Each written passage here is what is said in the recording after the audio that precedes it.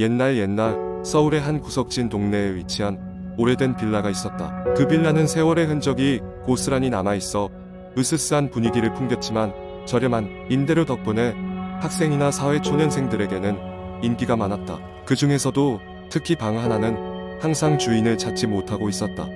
바로 404호였다. 404호는 첫눈에 보기에도 다른 방과는 달랐다. 복도를 따라 늘어선 다른 방은 밝고 환기가 잘됐지만 유독 404호만이 어둡고 냉기마저 감돌았다. 세입자들 사이에서는 저주받은 방이라는 소문마저 돌았다. 404호에 사는 사람들은 하나같이 이상한 경험을 했고 끝내는 급하게 이사를 갔다고 했다.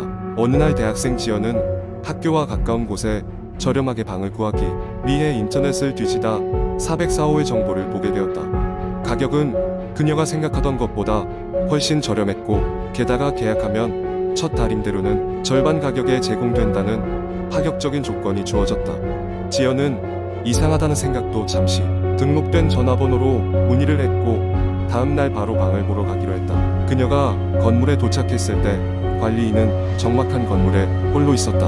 관리인은 묘하게 지친 듯한 얼굴로 그녀를 맞이하며 404호로 안내했다.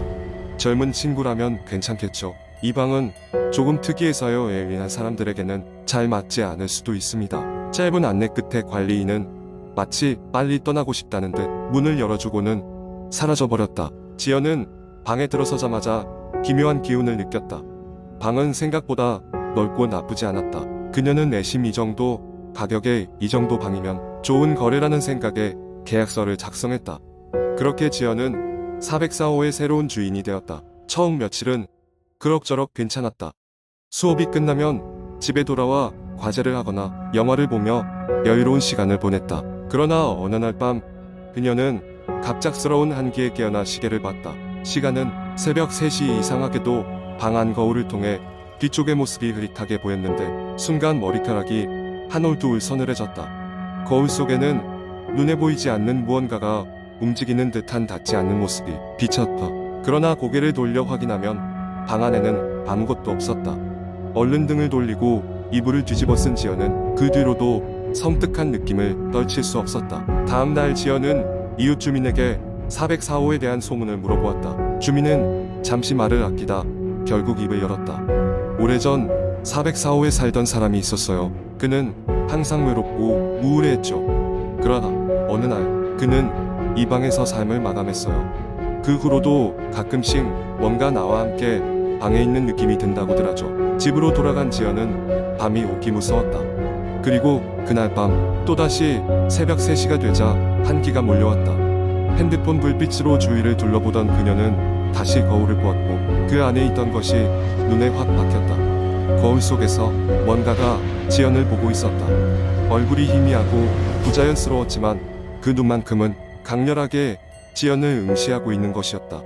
지연은 그 자리에서 두려움에 사로잡혀 몸을 움직일 수 없었다. 그녀는 온몸이 굳은 채로 그 자리에서 눈을 돌리지 못하고 있었다. 시간이 얼마나 흘렀을까? 문득 방 안에 가벼운 속삭임이 들렸다. 여기에 계속 있을 거야. 놀란 지연은 거친 숨을 몰아쉬며 결국 방을 나와 대문을 열고 관리인에게로 향했다. 관리인은 마치 예상했다는 듯이 조용히 그녀를 맞았다. 그리고 고개를 저으며 아무 걱정 말아요. 당신을 해치진 않을 거예요. 그저 외로울 뿐이죠. 라고 말했다. 지금도 지연은 404호는 다시는 돌아가지 않았다. 그 방은 다시금 빈 방으로 남아있고 그저 외로운 누군가와 함께 새벽 3시를 맞이하고 있을 뿐이었다. 그러나 그날 이후로 그녀는 절대 혼자곤히 잠들지 않는다. 두 번째 이야기. 한국 인터넷에는 다양한 공포 이야기가 많이 돌고 있습니다. 그 중에서 가장 많이 회자되는 것 중 하나는 흉가 체험에 얽힌 이야기입니다. 여기서는 그 중 하나를 길게 풀어보겠습니다. 한때 고등학생이었던 나는 친구들과 함께 방학을 맞이하여 특별한 경험을 해보기로 결심했다. 여러 번 들었던 흉가 이야기에 끌려 우리는 실제로 그곳을 방문해보기로 했다. 흉가는 우리 집에서 멀지 않은 산속에 있었고 오래전부터 귀신이 나온다는 소문이 돌았다. 준비를 철저히 하기 위해 우리는 손전등과 카메라 그리고 이상용 생필품을 챙겼다. 그곳을 방문하기 전 인터넷에서 해당 흉가에 대한 정보를 찾아보았다. 다양한 사람들이 겪은 소름 끼치는 경험담들이 생각보다 많아서 긴장감이 더 높아졌다. 특히 그중 한 가지 이야기는 밤마다 여자의 울음소리가 들린다는 것이었고, 그 소리를 듣게 되면 절대 그쪽으로 가지 말라는 경고가 이어졌다. 드디어 그날 밤 우리는 흉가로 향하기 시작했다. 달빛만이 간신히 발걸음을 비춰주었고, 깊은 숲속은 점점 우리를 집어삼키는 듯했다. 친구 사이에서는 괜한 농담으로 긴장을 풀려 했지만 이미 각자의 마음속에는 묘한 긴장감이 차 있었다. 드디어 흉가가 나타났다. 폐허가 된 집은 이끼와 칡넝쿨로 덮여 있었고, 창문은 모두 깨져 있었다. 대문은 비틀어져 있었고, 바람에 삐걱거리는 소리가 들렸다. 집 안으로 들어가자마자 하얀 먼지가 발밑으로 올라왔다. 우리는 먼저 1층을 둘러보기로 했다.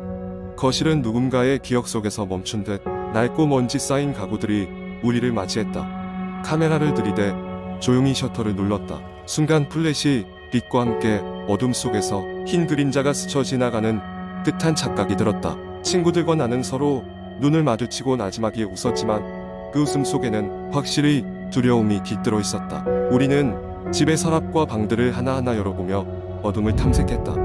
그런데 2층으로 향하는 계단 앞에서 아까 같은 흰 그림자가 또다시 우리 주위를 맴도는 듯한 기분에 사로잡혔다. 창문 밖에서 바람이 들어오는 소리라고 생각했지만 그 목적지는 분명 2층이었다. 과연 우리는 2층으로 발걸음을 옮겼다.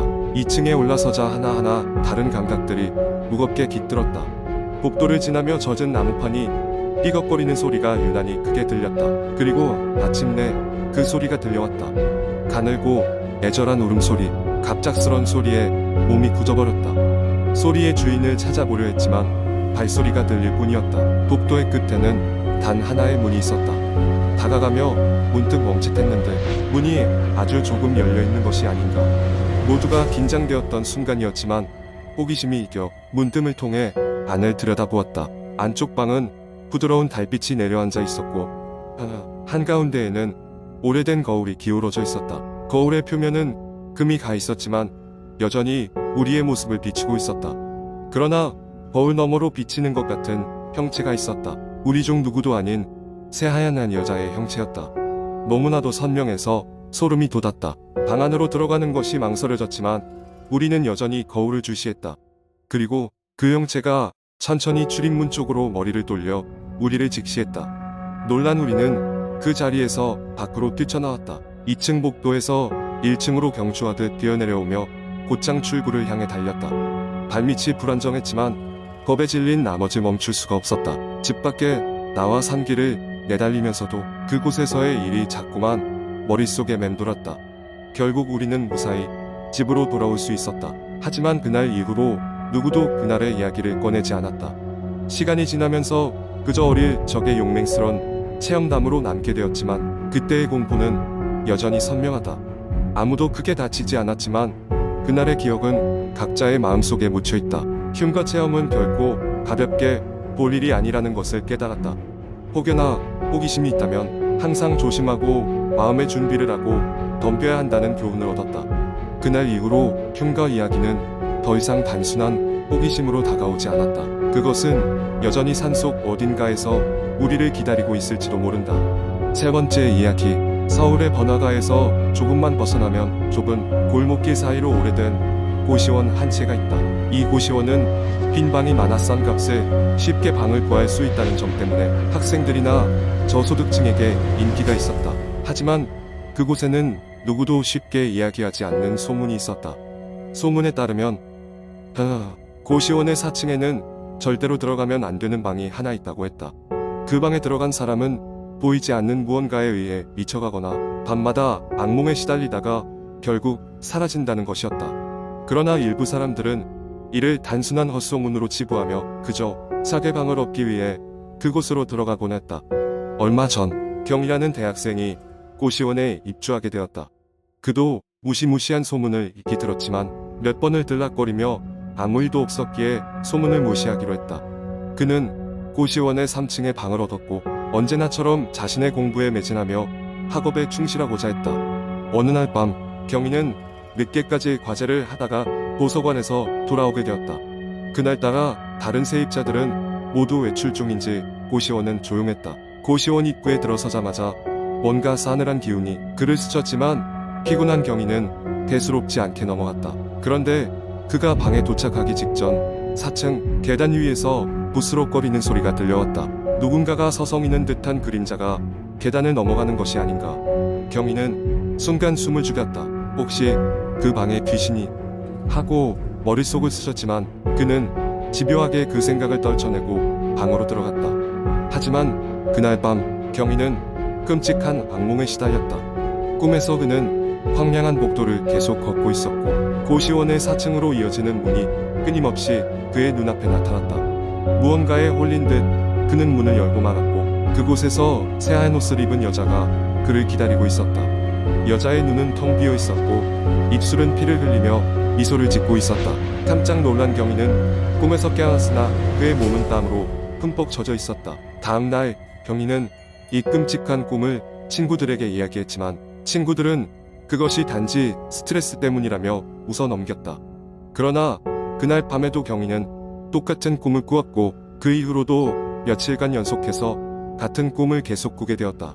결국 경희는 심적으로 지쳐갔고 고시원 관리인에게 이 사실을 털어놓았다. 그러자 관리인은 다소 당황하며 말했다. 사실 그 방은 예전에 한 여학생이 이곳에서 스스로 목숨을 끊었던 방입니다. 그 이후로 방을 빌려주는 걸 꺼리고 있어요.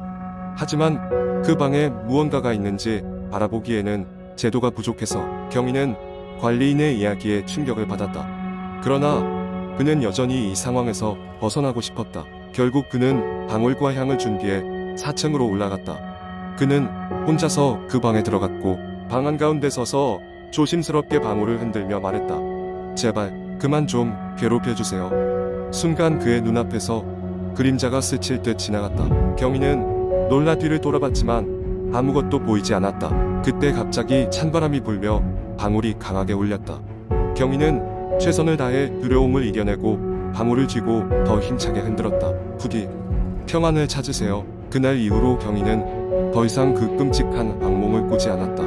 그는 무사히 학업을 마칠 수 있었고 고시원에서의 경험은 다른 누구에게도 알리지 않았다. 시간이 흘러 고시원은 리모델링을 거쳤고 그 방은 아예 없어진 듯 지워졌다. 그러나 여전히 그 고시원을 지나가는 사람들은 밤이면 간혹 으스스한 기운을 느낀다고 말했다. 지워지는 것은 기억일 뿐 이야기는 여전히 그곳에 남아있었다.